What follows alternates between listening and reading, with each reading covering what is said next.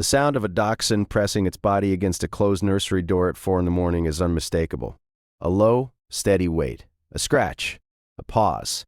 Then again, Sarah sat up before her brain finished waking. She had been a kindergarten teacher for 9 years. She knew the difference between a pet that wanted attention and a pet that needed something. This was the second. She crossed the hall barefoot. The hallway nightlight made everything look softer than it was. The dachshund was in front of Noah's door, not pacing, not whining, just standing there, head low, weight forward, eyes fixed on the wood. "Move," she whispered. The animal did not move. She pushed past, opened the door, and looked in. Noah was asleep on her back, cheeks flushed, small fist curled near the cheek. The room smelled the way a child's room smells at 4 a.m. Nothing wrong. Nothing she could name. She turned back to the hallway. The dachshund was still standing there, watching her now instead of the door. She closed the door gently and went back to bed. By Tuesday, it had happened 3 more times. By Thursday, James was awake too. "It pushed me," he said over coffee. I went in to check on her at 1. The dachshund pushed against my legs, hard. I almost fell. He laughed, but it was the wrong kind of laugh, the laugh of a man who had not yet decided what story he was going to tell himself about what was happening in his house. Sarah did not laugh. She had been thinking about it for 4 days. "It's possessive," she said. "I've seen this before with families. The animal forms an attachment to the child and starts to read normal caregiving as a threat. We need to be careful."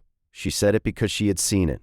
20 families across 9 years. The pattern always started the same way, the animal positioning itself between the parent and the child. The animal refusing to move. The animal escalating until somebody got bitten or somebody got hurt. She knew what came next. On Friday, she called the rescue she had used for 2 previous families. She did not tell James she had called. She told herself she was just exploring options. She told herself she had not decided anything yet. On Saturday morning, the dachshund would not let her into the nursery at all. It stood across the doorway with its body turned sideways. When she stepped forward, it stepped forward with her. Not aggressive, just there, filling the space she needed to fill. Noah was crying inside the room, a short, breathy cry that Sarah did not recognize. Not hungry, not tired. Something else. She tried to push past. The dachshund did not move. "Mark," her voice came out of here. "Now." He did. He carried it down the hall and put it in the laundry room and shut the door. The animal did not fight him. It just looked back over its shoulder once, at the nursery, before the door closed. Sarah went into the room. Noah was on her side. Her lips were a color Sarah had only seen at work, a color she had not been ready to see at home. Her chest was rising too slowly. The fingertips were dusky.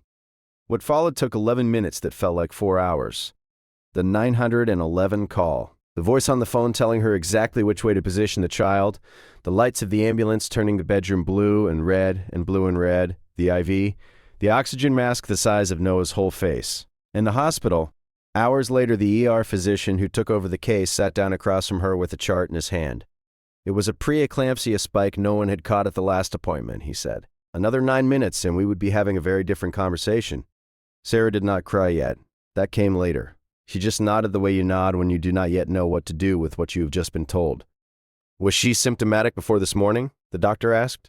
She thought about the door, about the nights, about the dachshund standing in the hallway at 4 a.m. with its eyes fixed on the wood like the wood was a problem it was trying to solve. "Maybe," she said.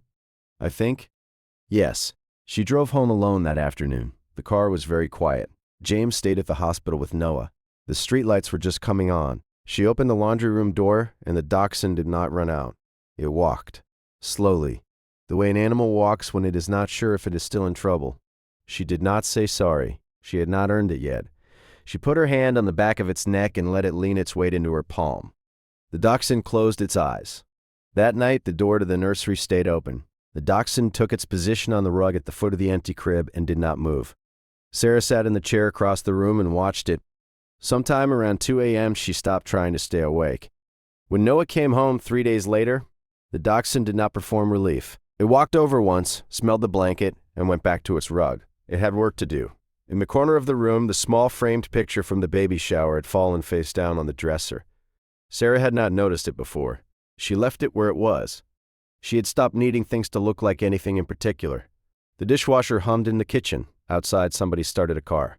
Ordinary noises, ordinary house, ordinary hour. The ordinary part was what kept catching her by surprise. that the world had not stopped to acknowledge what had nearly happened in this room. The world did not know. The world would never know. Only she would know, and the animal asleep on the rug, and the small frame photo face down on the dresser that she had not yet decided whether to turn back over.